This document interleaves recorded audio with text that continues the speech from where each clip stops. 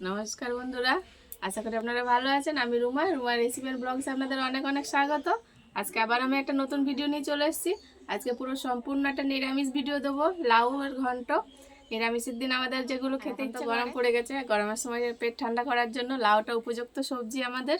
তাই লাউয়েরই আজকে একটা সম্পূর্ণ নিরামিষ রেসিপি। আপনারা ভিডিওটা শেষ পর্যন্ত দেখবেন, খুবই পছন্দ হবে আপনাদের। তাহলে চলুন আমি ভিডিওটা শুরু করি। এই দেখুন বন্ধুরা, কত বড় একটা লাউ নিয়ে নিয়েছি।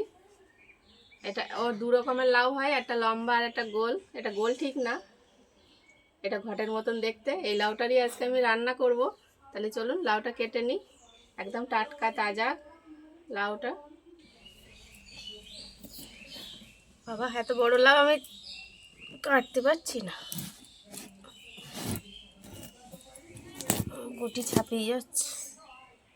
এত বড় একটা লাউ, আমি এটা এতটা রান্না করব না, অর্ধেকটা করব। তাই অর্ধেকটা কেটে দেবো আর অর্ধেকটা রেখে নেব।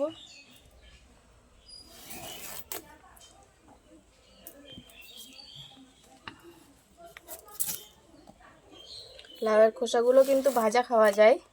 আজকে আমি তবে করব না, অন্য একদিন করব। খোসাগুলো আমি রেখে দেবো। খোসাগুলো একটু পুরো পুরো করে আমি ছাড়াচ্ছি, যেহেতু ভাজা করব। এরকম করে, এরকম কুচি করে ছোট করে কেটে নেব।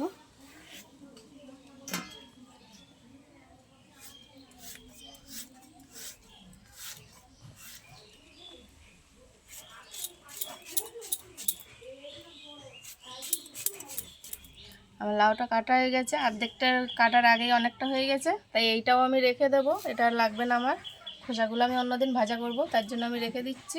এবার লাউটা আমি ধুয়ে পরিষ্কার করে নিয়ে আসছি।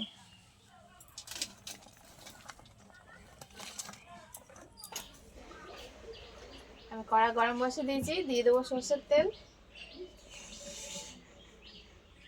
1 চামচ কালো সর্ষে দিয়ে দেবো। 1 চামচ সাদা সর্ষে নিয়েছি, দিয়ে দেবো। 4টে কাঁচা লঙ্কা চিড়ে নিয়েছি, দিয়ে দেবো। তেলের উপরে লঙ্কাগুলো অবশ্যই চিড়ে দেবেন, নাহলে ফাটবে। এবার আমি নামিয়ে নেব। আমি তেল ঝরিয়ে এরকম তুলে নেব।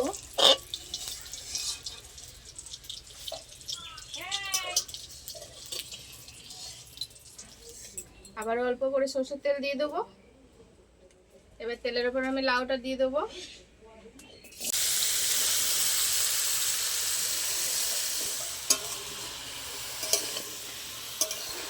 লাউর উপরে অল্প পরিমাণে নুন দিয়ে দেবো। আমি নেড়ে নেব একটু।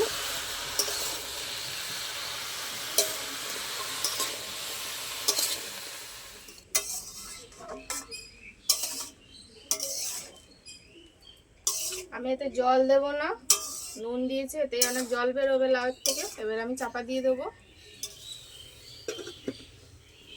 লাউটা যত সময় ভাপ হচ্ছে, তার ফাঁকে আমি মশলাগুলো করে নেব। ভেজে রেখেছিলাম যে সর্ষে আর লঙ্কাটা, বেটে নেব।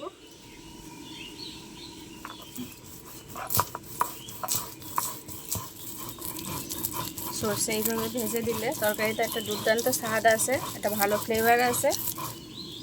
তাই আমি ভেজে দিলাম।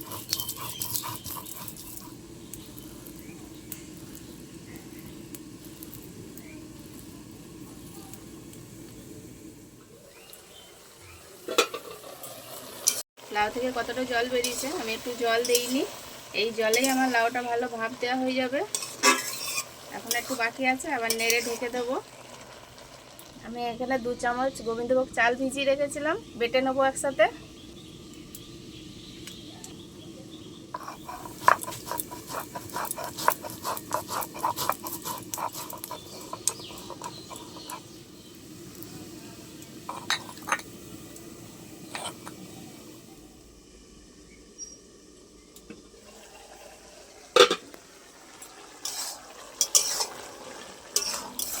একদম ভালো সিদ্ধ হয়ে গেছে, এই দেখুন।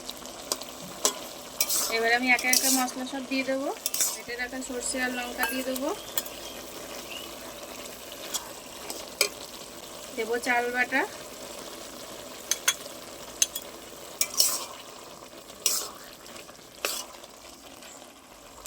দই নিয়েছি আমি 3 চামচ দিয়ে দেবো।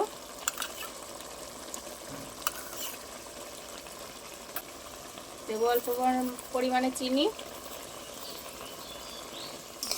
ভালো করে মিশিয়ে নেব মশলার সাথে।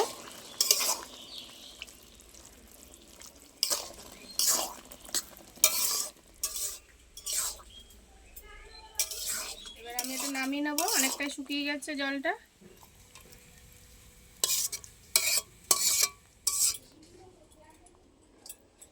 আবারও তেল দিয়ে দেবো কড়াইয়ে। বড়ি গুঁড়ো করে নিয়েছি, দিয়ে দেবো। একসাথে দিয়ে দেবো সর্ষে আর শুকনো লঙ্কা। ভালো করে একটু ভেজে নেবো বড়ির সাথে। নিয়েছি কারি পাতা, দিয়ে দেবো।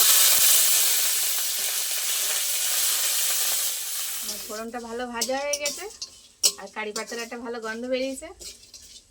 এবার আমি রান্না করে রাখা লাউটা দিয়ে দেবো।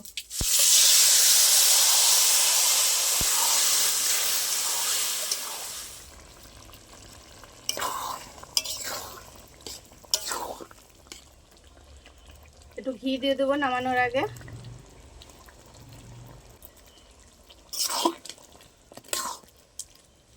আমার নিরামিষ লাউয়ের ঘন্ট একদম রেডি। এবার আমি নামিয়ে নেব। নামানোর আগে অবশ্যই নুনটা চেক করে নেবেন আপনারা।